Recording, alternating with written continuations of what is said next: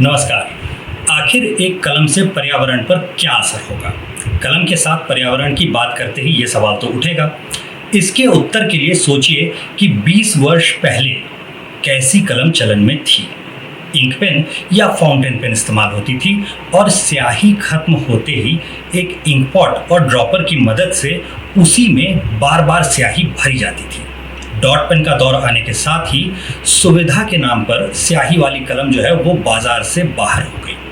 पहले रिफिल बदले जा सकने वाले पेन आए, फिर डॉट पेन ने फाउंटेन पेन की जब जगह एक बार ले ली तो यूज एंड थ्रो यानी कि लिखो फेंको वाली कलमों का दौर आ गया।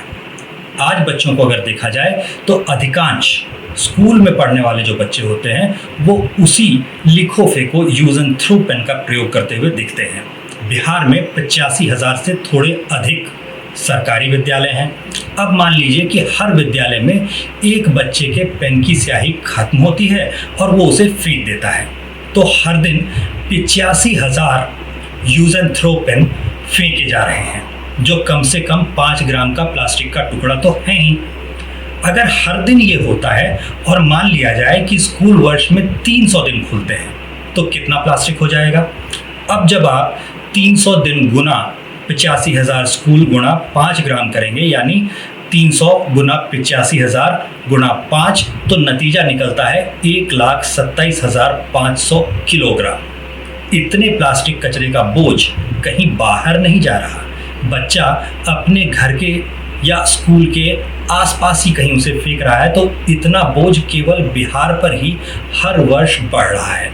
ध्यान रहे कि अभी हमने न्यूनतम यानी एक विद्यालय में एक ही बच्चा पेन फेंके और ऊपर से सिर्फ सरकारी विद्यालय जोड़े हैं। निजी स्कूल, कोचिंग सेंटर, कॉलेज इत्यादि तो जोड़े ही नहीं हैं। तो प्रश्न है कि इसके प्रति जागरूकता बढ़ाई कैसे जाए। एक छोटी सी प्रतियोगिता। बिहार में आम मान्यता है कि स्याही वाली कलम से लिखने पर लेखनी यानी कि हैंडराइटिंग सुधरती है। अगर स्याही वाली कलम से आयोजित होने वाली एक हैंडराइटिंग की प्रतियोगिता का आयोजन किया जाए तो बच्चे फिर से स्याही वाली कलम से जुड़ने लगेंगे। इसकी संभावना बहुत अधिक है। प्रतियोगिता में लिखना क्या होगा? हर स्तर पर जो लेखन की प्रतियोगिता होगी उसके लेख प्लास्टिक और कचरे पर आधारित ही होंगे। इस तरह से अलग अलग किस्म के प्लास्टिक कचरे और पुनः प्रयोग या कुछ और बनाकर नए रूप में प्लास्टिक के प्रयोग की यानी रीयूज और रिसाइकल के बारे में बच्चों की जानकारी जो होगी वो बढ़ती जाएगी। प्रतियोगिता में शामिल होने वाले स्कूलों में से हर एक में एक नोडल शिक्षक या शिक्षिका का चुनाव किया जाएगा, जिसके लिए एक छोटा सा कुछ मानदेय तय होगा। परिवारों पर स्याही वाली कलम और एक अलग नोटबुक या कॉपी खरीदने के लिए बोझ न बढ़े, इसके लिए प्रतिभागी बच्चों को एक कलम और एक रिसाइकल किए हुए कागज से बनी हुई नोटबुक उपलब्ध करवाई जाएगी। साधारण पढ़ने पर लिखे गए एक लेख के जरिए नोडल शिक्षक और शिक्षिकाएं पहले चरण में प्रतिभागी बच्चों का चुनाव करेंगे। आगे के 2 चरणों में ब्लॉक लेवल यानी कि प्रखंड के स्तर पर और जिला स्तर पर यही प्रतियोगिता फिर से आयोजित होगी। इसके लिए आवश्यक संसाधन क्या क्या होंगे? शिक्षा विभाग से ऐसी प्रतियोगिता के लिए मंजूरी और वन और पर्यावरण के जो विभाग हैं उनका अनुमोदन। दूसरे नंबर पर कई नोडल शिक्षक और शिक्षिकाओं के लिए जो एक न्यूनतम मानदेय या फिर जिला स्तर पर सम्मान होगा उसका आयोजन। हर जिले में न्यूनतम आपको 20,000 नोटबुक और इतने ही फाउंटेन पेन चाहिए। जिला स्तर पर एक संयोजक चाहिए जो अलग अलग तिथियों पर अलग अलग विद्यालयों में जाए और पर्यावरण और कचरे संबंधी बात करे। कमिश्नरी के स्तर पर सुपरवाइजर या मैनेजर की ज़रूरत होगी। राज्य के स्तर पर प्रोजेक्ट हेड की ज़रूरत होगी। कार्य प्रगति की रिकॉर्डिंग के लिए कैमरा चाहिए ताकि वीडियो बनाकर पत्रकारों को दिए जा सकें और कार्य का व्यापक प्रचार संभव हो। अच्छी हैंडराइटिंग के लिए आवश्यक अभ्यास हेतु वीडियो, जिन्हें यूट्यूब और सोशल मीडिया के जरिए ग्रामीण क्षेत्रों तक भी पहुंचाया जा सके। समय सीमा क्या होगी? तो पहले महीने में आवश्यक मंजूरियां जुटाई जाएंगी। दूसरा महीना प्लास्टिक कचरे संबंधी एक लेख के अभ्यास का होगा। दूसरे महीने में ही नोडल शिक्षक और शिक्षिकाएं जो हैं वो चयनित बच्चों को नोटबुक और फाउंटेन पेन का वितरण कर देंगी और हर माह एक लेख के अभ्यास की प्रक्रिया है उसका आरंभ हो जाएगा। छठे माह में ब्लॉक स्तर पर प्रतियोगिता का आयोजन होगा और ब्लॉक स्तर पर विजेताओं के लिए 8वें महीने में जिला स्तर पर प्रतियोगिता होगी। अब इस स्क्रिप्ट से संबंधित जो सवाल मुझसे पूछे जाते हैं, जो पिच मैं देता हूं, तो जो मुझसे सवाल किए जाते हैं आमतौर पर उनकी बात करते हैं। तो जो सबसे पहला सवाल किया जाता है वो होता है सस्टेनेबिलिटी, यानी कि 1 साल तक जब मेरा प्रोजेक्ट चल रहा होगा उस वक्त तो बच्चे फाउंटेन पेन का इस्तेमाल कर लेंगे, लेकिन अगले साल क्या अगले साल भी वो बच्चे फाउंटेन पेन इस्तेमाल करेंगे? तो इसके लिए एक चीज़ को दूसरी चीज़ से जोड़ना होगा।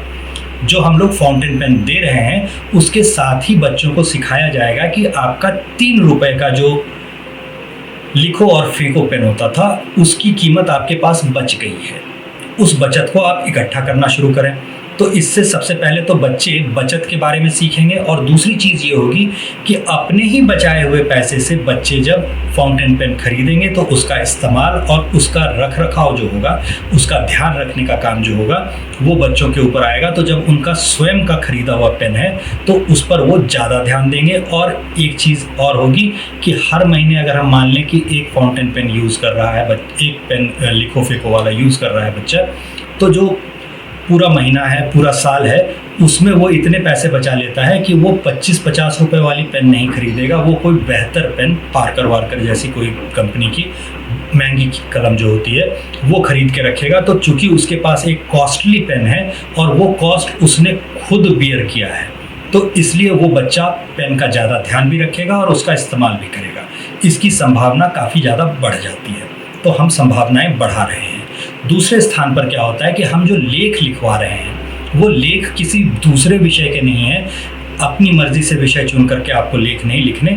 हम जिन लेखों की प्रतियोगिताएं करवा रहे हैं वो लेख कचरे के प्रबंधन और पर्यावरण से संबंधित ही हैं। उदाहरण के तौर पर अगर हम लोग पहला लेख इस बारे में लिखवाते हैं कि आपके ग्रामीण स्तर पर आपके मुखिया और आपके सरपंच, आपका जो PRI है, पंचायती राज इंस्टीट्यूशन है, वो कचरे के प्रबंधन के लिए क्या कर रहा है, तो बच्चे जैसे ही अपने मुखिया से, अपने सरपंच से, इन सारे लोगों से इस बारे में बातचीत करने जाते हैं, ग्राम सभा वगैरह में इस बारे में सवाल कर लेते हैं, तो लोगों का ध्यान अपने आप ही इस विषय पर जाता है कि इस बारे में भी हमें बात करनी चाहिए या इस बारे में भी ग्राम सभाओं में चर्चा हो सकती है। दूसरे नंबर पर अगर हम लोग ग्राम सभाओं में ही या फिर पंचायत में ही बच्चों को कहें कि अपने आसपास नए लगाए गए पौधों को देख करके आओ कि सरकार ने कौन से वृक्षों का वृक्षारोपण इस इलाके में करवाया है, उसमें से कौन से पौधे बच पाए, कौन से पौधे सूख गए, तो पौधे की सस्टेनेबिलिटी क्या है ये देखने जैसे ही बच्चे को कहा जाएगा और इस विषय में लेख लिखने कहा जाएगा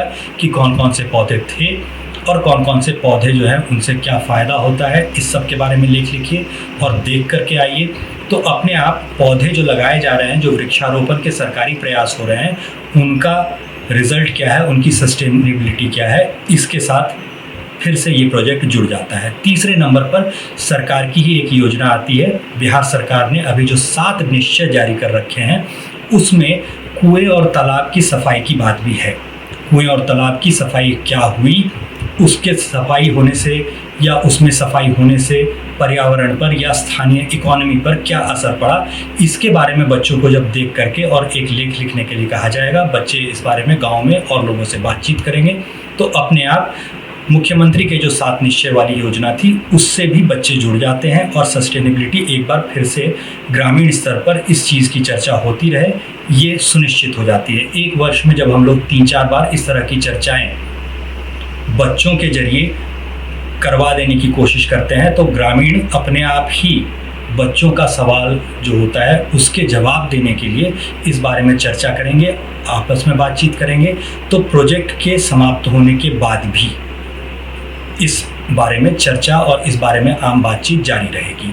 लंबे समय में फ़ायदा क्या होता है, तो लंबे समय में फ़ायदा ये होता है कि बिहार में अगर आप देखेंगे तो कम से कम 4 बड़े शहर जो होते हैं, पटना, मुजफ्फरपुर, गया और दरभंगा, ये बहुत बुरी तरह से प्रदूषण से पीड़ित हैं। अगर बच्चे इस बारे में सीखना शुरू करते हैं, इस बारे में बातचीत करना शुरू करते हैं, तो इन क्षेत्रों में जो अभी स्थिति है उसमें अगले 5 वर्षों में, 10 वर्षों में कुछ सुधार आ जाए, इसकी उम्मीद की जा सकती है। तो एक मामूली सा ये बिहेवियर चेंज का प्रयास है। बिहेवियर चेंज का नतीजा जो होता है वो करीब करीब 10 वर्षों में नज़र आना शुरू होता है। 1 साल या 2 साल में आपको छोटे मोटे चेंजेस जो हैं वो दिखाई देने लगेंगे। आगे लंबे समय पर ये प्रोजेक्ट सस्टेन कर सकता है।